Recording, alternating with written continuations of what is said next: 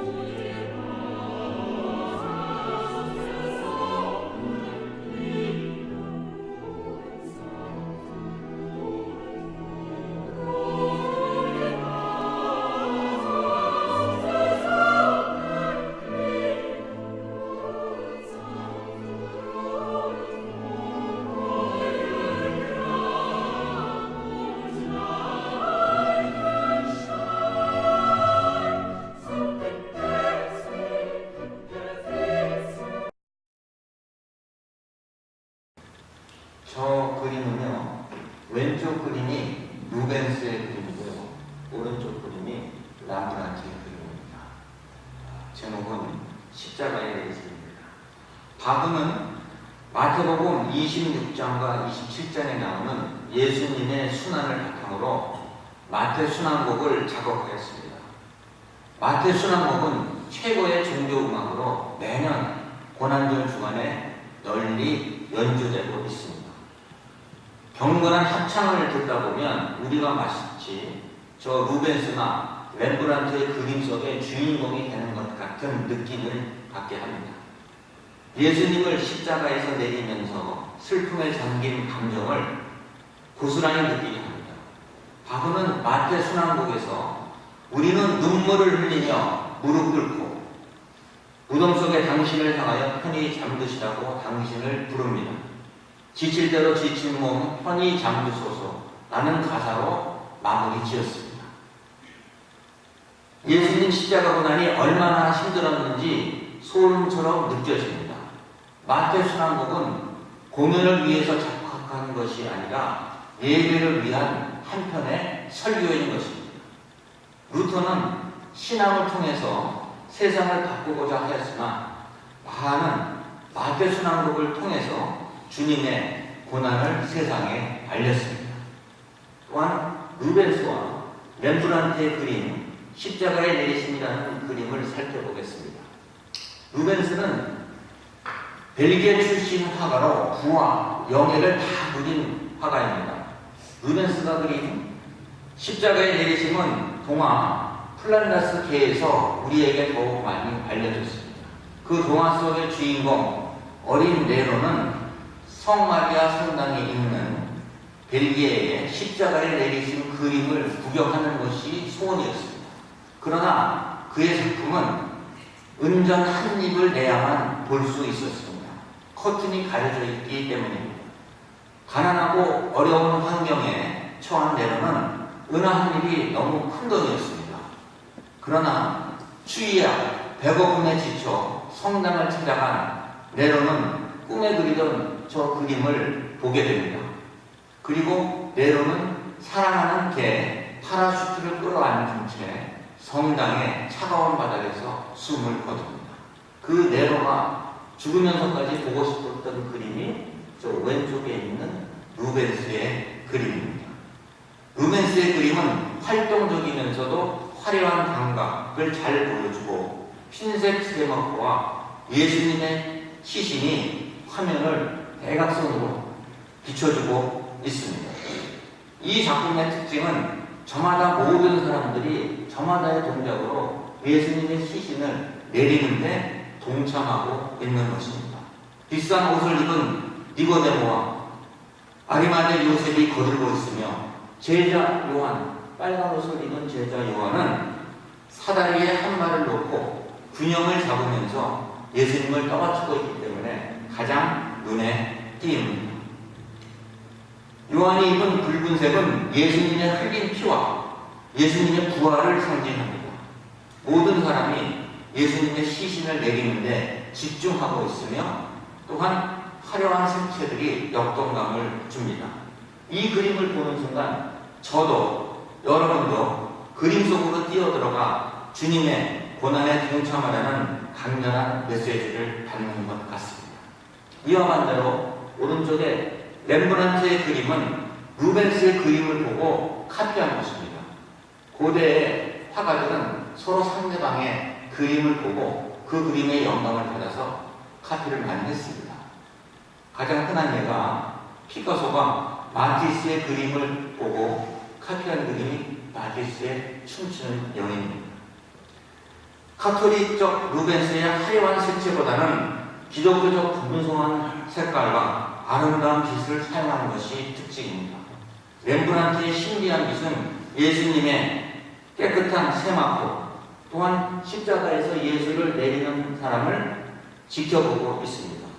또한 예수님의 몸도 루벤스는 아주 근육진 몸을 그린 거에 비해서 렘브란트는 볼품없는 마른 몸을 묘사했습니다. 그 점은 예수님의 죽음이 얼마나 고통스럽고 비참한 것인지를 보여주는 것입니다. 루벤스는 예수님의 시신을 떠받치고 있는 청년의 입은 옷은 똑같이 빨간색입니다.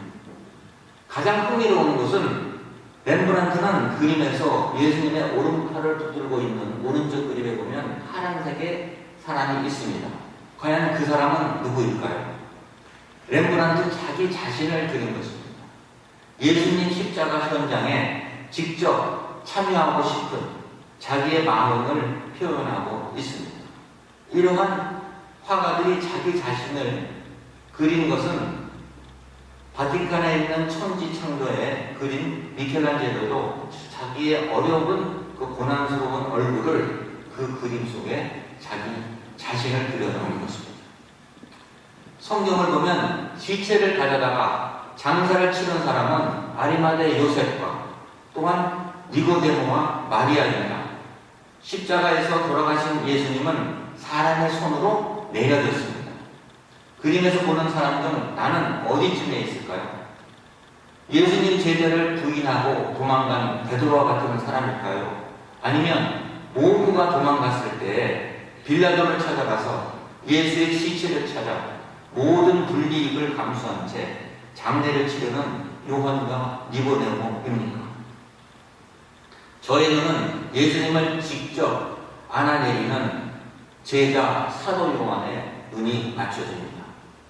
고난 중간에 바라보는 두 거장의 그림, 인간으로서 오신 예수님, 고통당한 예수님, 하얀 마부처럼 빛으로 다시 오실 예수님을 내 손으로 안아내리는 듯한 기분을 느끼게 합니다.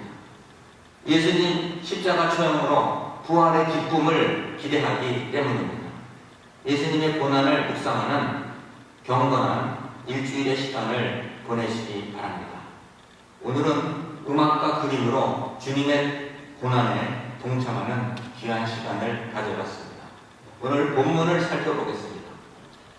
아리마대 요셉은 예수의 제자이나 유대인이 두려워 그것을 숨기더니 2일 후에 빌라도에게 예수의 시체를 가져가기를 구하매 빌라도가 허락하는지라 이에 가서 예수의 시체를 가져가리라. 일찍이 예수께 다녀왔던 니고데모도 몰약과 신앙을 섞은 것을 100베티라쯤 가지고 온지라 이에 예수의 시체를 가져다가 유대인의 장례법대로 그 상품과 함께 세마포로 쌌더라. 본문의 배경은 예수 십자가의 현장, 예수님을 따랐던 여인들만이 멀리서 십자가를 바라보고 있었습니다. 예수님은 아무 힘도 없이 십자가에서 죽을 때에 놀란 사도들과 제자들은 로마 군인들이 무서워 도망을 가버렸습니다. 어두운 밤이 다가오고 있는 시간, 유대인 안식일, 토요일이 점점 다가오고 있었습니다. 그런데 두 사람이 현장에 나타났습니다. 아리마대 요셉과 니고데모였습니다. 두 사람은 왜 나타났을까요? 오늘 성령 묵상의 주제입니다. 아리마대 요셉이 로마 총독 빌라도를 찾아가서 예수의 시체를 장례하기 위해 시체를 달라고 요청하여 허락을 받고 예수의 시체를 가지고 자신이 사전에 준비해둔 자신의 가정 무덤 앞에 도착을 하였습니다. 또한 이때에 니고데모는 몰약과 침향이 섞인 것을 가지고 와서 유대인의 법대로 장사를 치른 후에 자기를 위해 준비해둔 가족의 묘를 제공을 한 것입니다. 동영상으로 혹시 무덤 사진을 보여줄 수 있으면 감사드립니다. 저렇게 옛날 예수님 시대의 무덤은 가족 무덤이었습니다. 그 안에 우리 여러 사람의 가족이 들어가게 되어 있고요. 그 다음에 그 둥그런 돌로 봉인을 하게 되어 있습니다. 저러한 것이 유대 시대에 장례하는 모습이었습니다. 살인과 국가정복죄 등을 저지른 사람만이 받는 십자가 처형에 예수님이 처형을 당했습니다. 사도와 제자들은 아무 상관이 없다고 거짓 맹세를 하였으며 수석 제자인 베드로는 3번이나 예수를 부인하였습니다. 그런데 유대인 최고 법정기관의 대표인 산헤드린 대원이었던 두 사람 요셉과 니고데모는 예수 십자가 현장에 나타났고 또한 빌라도에게 예수를 장례할 수 있도록 시신을 요청하였습니다. 과연 두 사람의 영혼에 어떠한 믿음이 있길래 죽음을 두려워하지 않고 또한 내가 예수의 제자라는 것이 알려졌을 때 여러 가지 불이익을 두려워하지 않고 하는 용기가 나타날 수 있었을까요? 우리는 오늘 이 두 사람에 대해서 묵상해보고자 합니다. 아리마대 요셉은 산헤드린 공회의 멤버였습니다. 또한 예수의 제자이며 아주 어마어마한 부자였습니다. 그는 유대인으로서 더 이상 올라갈 수 없는 위치, 오늘날로 치면 국회의원보다도 더 높은 위치에 있는 사람이었습니다. 그러나 그는 처음에는 예수의 제자이나 유대인이 두려워 그것을 숨기더니 했습니다. 자기 자신이 예수의 제자이나 사회적으로는 내가 예수님 제자라는 것을 알리지 않은 것입니다. 사회적으로 높은 신분에 있었던 사람이기에 그리스도인이라는 것이 밝혀지면 여러 가지로 불이익을 받아야 하기 때문에 숨기고 살아가는 것입니다. 예수께서 십자가 처형을 당했을 때 요셉의 양심이 살아난 것입니다. 이때야말로 내가 주님을 위해서 무엇인가를 해야 할 때라고 생각하는 것입니다. 마음속에 있는 양심의 소리를 들은 것입니다. 저희가 얼마 전 동영상을 본 전지영 선장이 바다에 떠있는 100여 명의 사람, 베트민 난민을 양심의 소리를 듣고 구한 것 같이 이 두 사람도 자기 양심의 소리에서 내가 예수의 제자라는 것을 고백하고 예수님을 장례를 치른 것입니다.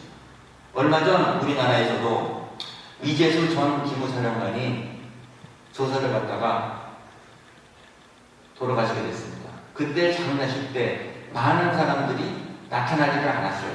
나타나게 되면 내가 현 정권에 불이익을 당하거나 대령 한 번만 참석하고 많은 장군들이 참석하지 않았습니다. 그러나 양심의 소리에 귀를 기울일 때는 죽음 앞에서는 모두가 본연의 자세로 돌아가고 하나님께 고백하고 우리가 주님께 헌신하는 귀한 시간을 가져야 합니다. 우리 모두가 주님을 위해 이때가 내가 바로 나서야 할 때다 라고 생각이 되면 여러분들도 망설이지 마시기 바랍니다. 때가 왔을 때 주님께 영광 돌리는 성도님 되시기를 기원합니다. 아리마대 요셉은 이전에는 차마 자기 신분을 숨은 채 사는 약한 자였으나 예수님이 돌아가는 시점에는 나는 여러분들이 십자가에 못 박은 예수의 제자라는 것을 고백하고 자기의 신분을 선포하는 것입니다. 우리 성경에 보면 에스더 왕비도 유대민족이 위기에 처했을 때 죽음은 죽으리라 라는 심정으로 왕에게 가서 고백을 해서 유대민족을 살리지 않았습니다. 우리 모두 요셉의 신앙을 본받으시기를 기원합니다. 두 번째로 니고데모의 섬김. 예수께 전에 밤에 찾아와서 거듭남의 비밀을 깨달은 것이 니고데모입니다. 그는 모략과 침량을 섞은 것을 100근쯤 가지고 와서 예수님의 장례에 사용했습니다. 니고데모는 부자요, 바리새인이요, 유대 관원이요, 공회원이었습니다. 그는 낮에 예수님께 찾아가서 질문하기를 꺼렸는데 밤에는 예수님께 몰래 찾아와서 거듭남의 가르침을 받았습니다. 그는 또한 우리는 다른 사람들이 비난했을 때 법률에는 죄의 증거가 없다면 소송할 지 없지 않은가 하면서 예수를 변호했습니다. 이것은 오늘날 증거재판주의를 설명한 것입니다. 증거가 없는데 어떻게 우리가 예수를 재판하냐 라고 예수님을 변호한 사람입니다. 또한 니고데모가 가져온 모략과 신양은 아주 귀하고 비싼 물품으로 예수님에 대한 존경의 표시인 것입니다. 이것으로 예수님의 장례를 준비했습니다. 몰약은 몰약나무에 상처를 입히면 거기에서 진액이 나옵니다.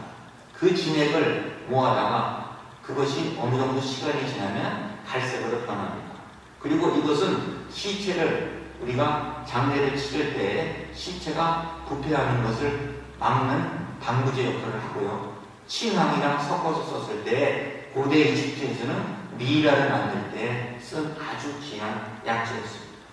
오늘 100근이면 오늘 맨하탄에 있는 큰 집을 살 수 있을 정도의 크나큰 귀한 물품인 것을 예수님 장례를 위해서 바친 것입니다. 두 사람은 십자가에 못 박혀 죽은 시체를 안식일에 반려입는 것을 방지하기 위해서 예수님의 시체를 가져다가 정중하게 내장을 한 것입니다. 거듭난 자에게는 세상의 핍박과 조롱이 두렵지 않은 것입니다. 니고데모와 요셉은 가문과 재산과 모든 권력이 중요하지 않은 것입니다. 그들은 거듭났기 때문입니다. 말씀의 결론을 맺겠습니다. 요셉과 니고데모는 비록 예수님이 살아계실 때에는 예수의 제자임을 숨기고 살았으나 운명하신 후에는 주님의 시체를 받아다가 어루만지고 모략과 침향으로 정성껏 장례를 치렀습니다. 이제 우리가 주님의 사랑에 어떻게 보답하고 살아야 하는지를 생각할 때입니다. 세상 속에 숨어 그리스도인 것을 숨기고 살아가느냐 아니면 정정당당하게 그리스도님을 나타내며 살아가야 하겠습니다. 요셉과 니고데모가 자신을 드러냈을 때 모든 손해와 고난을 생각하지 않고 주님의 제자인 것을 고백한 것 같이 우리도 주님의 제자로서 정정당당하게 세상 앞에서 살아가기를 주님의 이름으로 축원드립니다. 기도하겠습니다. 하나님 아버지, 이 시간 요셉과 니고데모를 생각하면서 저 또한 지금까지 숨은 제자로 살아오지 않았나 생각해봅니다. 주님을 자랑스럽게 생각하기보다는 부끄러우지 않았나 돌이켜봅니다. 이 시간 다시 한번 우리를 위해 십자가 고난을 지신 주님의 고통을 생각해봅니다. 십자가의 복음을 부끄러워하지 않고 기뻐 자랑하며 살기를 원합니다. 숨은 제자로 살아가기보다는 십자가의 의미를 깨닫고 주님께 충성한 요셉과 니고데모 같이 자신의 소중한 것을 주님께 아낌없이 바치는 제자 되기를 원합니다. 참 제자로 살아가는 주님의 영광만을 위해 살아가게 하옵소서. 모든 기도 주 예수님 이름으로 기도드렸습니다.